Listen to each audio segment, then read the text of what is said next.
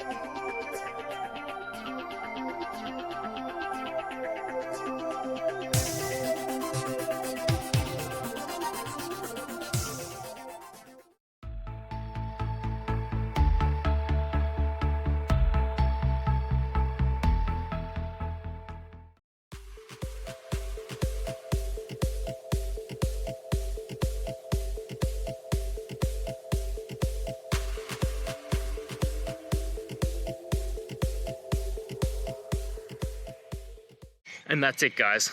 I hope that video helped find the resolution you're looking for. If it did, please, I'd appreciate it if you could hit subscribe. Until the next time you need more technical help, I hope you have a good one. Cheers.